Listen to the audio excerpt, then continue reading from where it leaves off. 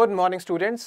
आज हम एक टॉपिक ऐसा करना जा रहे हैं जो कि बहुत कम लोग इस पे ध्यान देते हैं, लेकिन जिनको इस प्रॉब्लम के थ्रू गो थ्रू करना पड़ता है उन्हें पता है कि ये लाइफ कितना टीडियस होता है।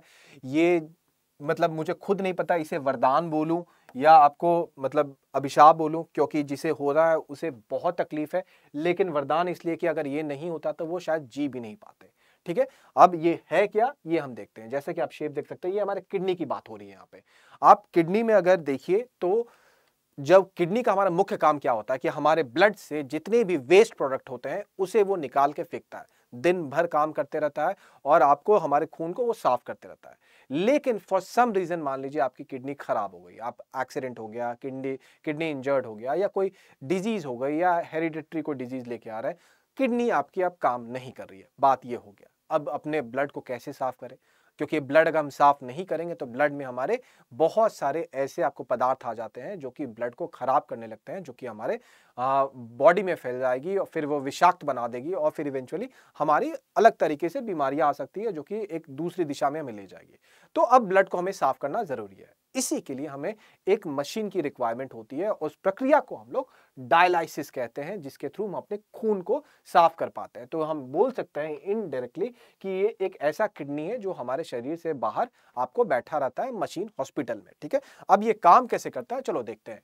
बस मैंने आपको ये समझा दिया डायलिसिस क्या होता है, इसमें लिखा हुआ है कि क्या करना नहीं करना। तो एक तो वेस्ट प्रोडक्ट को निकालना होता है, फिर अपने बॉडी का जो पीएच होता है आपको कि वो क्षार है या अम्ल है, ज्यादा उसका बैलेंस बना के रखे रहे, पानी की मात्रा उसमें कितनी रहे, फिर जो आपको उसमें सॉल्ट्स इलेक्ट्रोलाइट होते हैं उसकी मात्रा को बैलेंस बना के। तो किडनी बहुत सारा काम करता है। अब इसी में से कुछ काम को डायलाइसिस, जो इसका सबसे मेन काम है कि वेस्ट प्रोडक्ट को निकालना, और जो बाकी वाले काम है कि आपको पानी को एब्जॉर्ब करना, सॉल्ट को एब्जॉर्ब करना, तो उसको डायलाइसिस कितने एफिशिएंटली काम कर पाता है इस पे हम देखते हैं। ठीक है, तो ये सोचिए आप जो किडनी अपने बॉडी में रखे हुए हैं उसका साइज इतना बड़ा होता है, इतना भी नहीं होता होगा, शायद उससे भी छोटा ही होता होगा।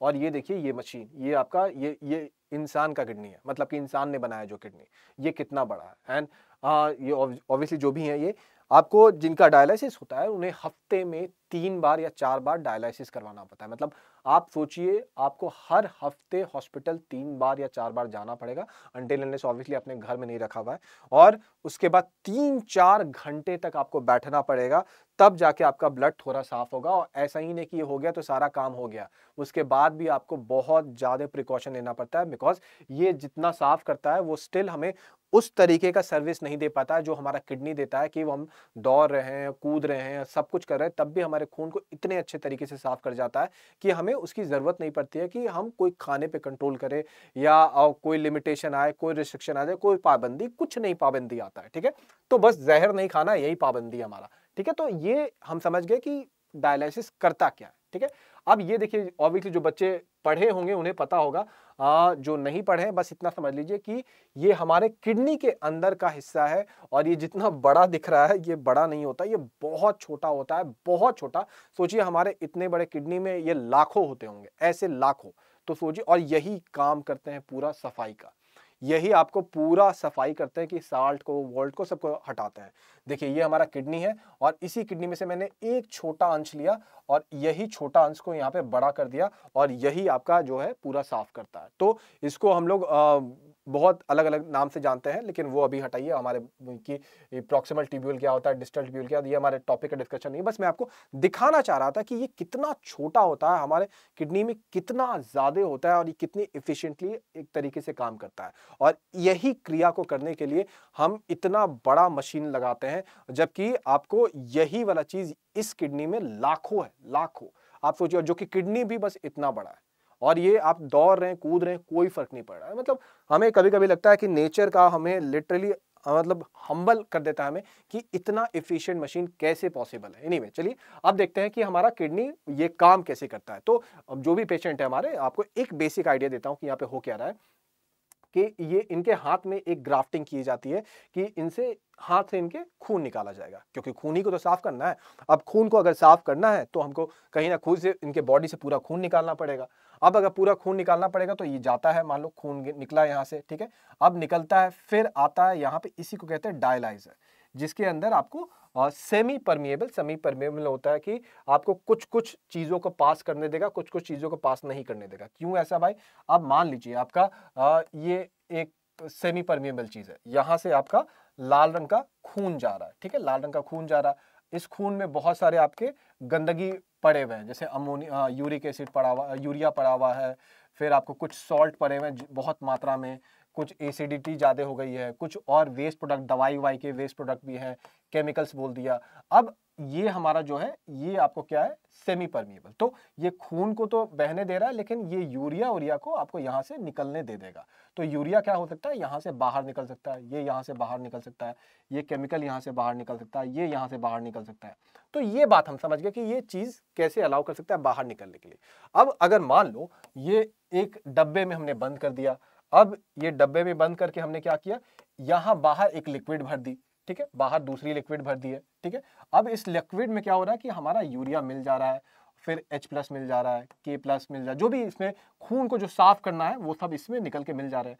अब इस लिक्विड को हम लोग क्या कर लेंगे कि बाहर बहा देंगे, तो क्या हुआ, इवेंचुअली हमारे ब्लड से जो आपको चीज गंदगी थी वो निकल गई। अब वो निकल गई तो क्या होगा कि अब वो ये हरे वाले लिक्विड के साथ आपको बाहर निकल गए। इसी को हम लोग बोलते हैं डायलाइजर। आपको ऐसी लिक्विड होती है, केमिकल होती है, रसायन होती है, जो कि आपको ये एब्जॉर्ब कर लेती है। अब जो जानते हैं बच्चे, बायो थोड़ा बहुत जानते हैं, उनको पता होता है कि हमारे ब्लड में एक चीज होता है प्लाज्मा, ठीक है, और ये जो लिक्विड होती है इसका और प्लाज्मा का जो आपको कॉन्सेंट्रेशन होता है वो लगभग बराबर होता है, ताकि इस ब्लड को ऑलमोस्ट वैसा ही माहौल मिल सके जैसा एक नॉर्मल किडनी में होता था। तो ये इन जनरल प्रक्रिया है जिसके थ्रू हमारा ब्लड साफ हो रहा है। ये आपको इस आइडिया को मैं यहाँ पे क्लियर कर दिया।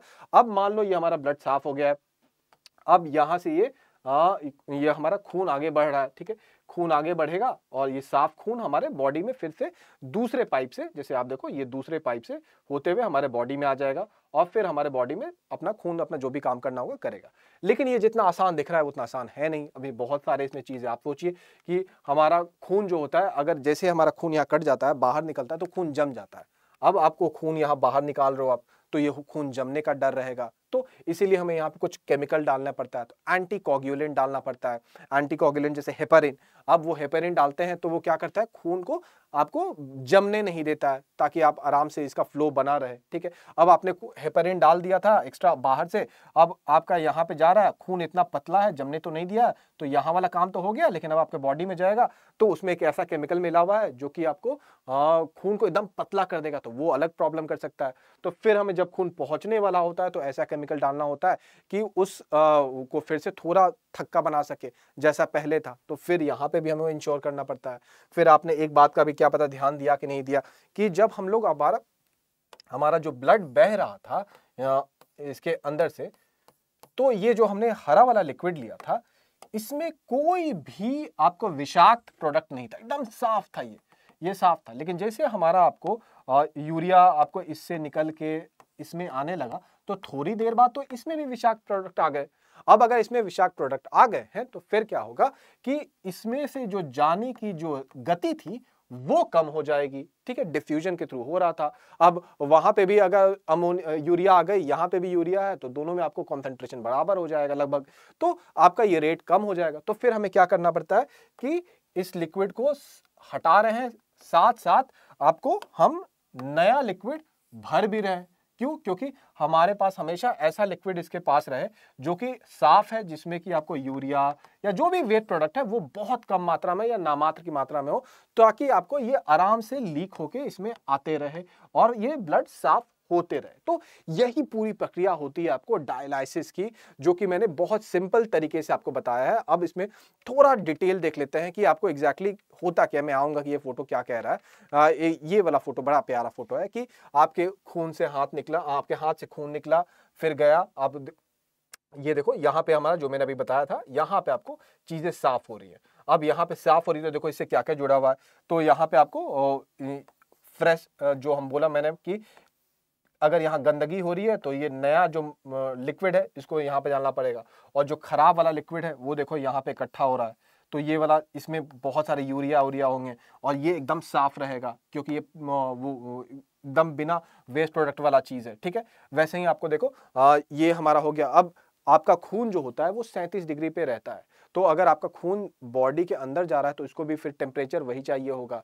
तो यहाँ पे टेम्परेचर मैनेजमेंट के लिए भी कुछ मशीन करने होते हैं। तो ये सब चीज जो होता है एक साथ मिलकर आपको काम करता है और इसीलिए 3-4 घंटा लेता है और आपको इवेंचुअली कुछ नर्स को भी अगल बगल में रहना पड़ता है कि मान लीजिए ये फ्लूइड खत्म हो गया या खराब हो गया, कुछ भी कारण हो गया, ये फंस गया, तो आपका ये प्रोसेस खराब हो जाएगा पूरा सा, ठीक है। ये भर गया या दिक्कत होने लगा या ये टेम्परेचर रेगुलेट नहीं कर पा रहा है, हेपरिन ठीक से काम नहीं कर पा, तो बहुत सारे ऐसे दिक्कत आ सकते हैं। तो यही आपको यहाँ पे बताया गया है कि हम एक सुई भोगते हैं एक हाथ में, जैसे कि यहाँ पे आपको दिखाया गया कि सुई भोगे, ये ब्लड गया आपको, नहीं यहाँ से ब्लड गया, फिर आपको यहाँ पे देखो एंटीकोगुलेंट डाला, ये एंटीकोगुलेंट है, इस ब्लड को पतला कर दिया। यहाँ पे हम लोग क्या कर रहे हैं, ये सेमी परमेबल मेम्ब्रेन यहाँ पे आपका साफ हो रहा है, ये साफ हो रहा है, तो यहाँ से क्या हो रहा है, खून से आपके सारे विषाक्त प्रोडक्ट इसमें निकल रहे हैं। और क्योंकि आपको नया फ्लूइड भी इसमें डालते रहना है, तो ये फ्लूइड इससे नया ऐड होते जा रहा है, ये साफ हो गया। अब ये खून साफ आपको यहाँ आ रहा है, क्लीन ब्लड आपको ये दूसरे हाथ से आपको मिल गया। और इसी प्रोसेस में आपको 3-4 घंटा लगते हैं और आपको हफ्तों में कम से कम 3 या 4 बार तो करवाना ही होता है। और इसीलिए ये बहुत ही टीडियस प्रोसेस होता है।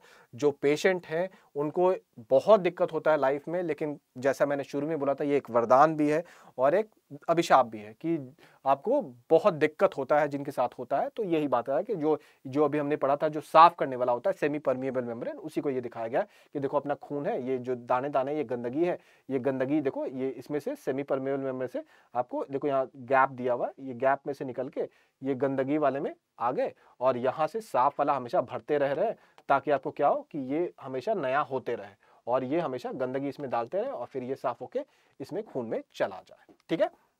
वही चीज यहाँ पे आपको बताया गया कि ये कैसे काम कर रहा है, ठीक है। ये आपको इन समरी जो भी हमने पढ़ा है वही यहाँ पे आपको रिपीट किया गया है कि खून लिया गया, blood coagulate and all that, ठीक है।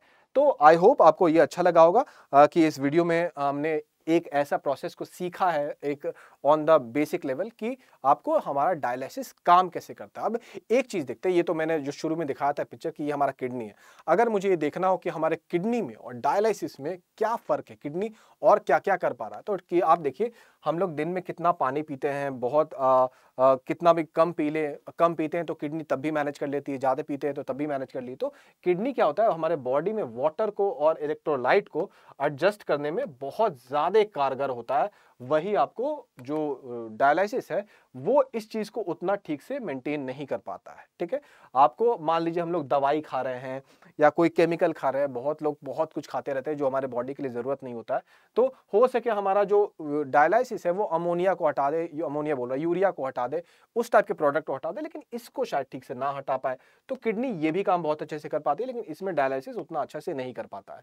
किडनी हमारा पीएच को मेंटेन कर पाती है, हमारा बॉडी का एक नैरो आपको एसिडिटी होता है और वही इसको ये मेंटेन करने में थोड़ी आपको दिक्कतें होती है। तो आपको ये तो बहुत बेसिक डिफरेंस है जिसमें कि आपको बताया गया है कि कहाँ पे क्या डिफरेंस आ रहा है, ठीक है। आई होप आपको ये वीडियो अच्छा लगा होगा and all the student who want to prepare for these state services you can join at the least cost 10,999। आपको करना क्या है कि PRJ लाइव यूज करना है। कब तक? 26 मार्च लास्ट डेट है, ठीक है। तो PRJ लाइव डालो, ये कोड आप डालो और फिर आपको ये प्राइस पे मिलेगा और फिर आप अपने स्टेट की तैयारी शुरू कर सकते हो, ठीक है। And this is my personal, आपको Instagram and Telegram, you can join this ID. यहाँ पे मैं फाइल शेयर करते रहता हूँ, ये भी वीडियो शेयर करूंगा, फाइल भी शेयर करूंगा और भी बहुत सारे इंपॉर्टेंट चीज शेयर करते रहता हूँ, तो आप वो ज्वाइन कर सकते हैं, ठीक है। Thank you and happy Holi और अच्छे से खेलिए और ऐसे ही वीडियो देखने के लिए हमें ज्वाइन करिए, हम लोग ऐसे ही वीडियो बनाते रहते हैं।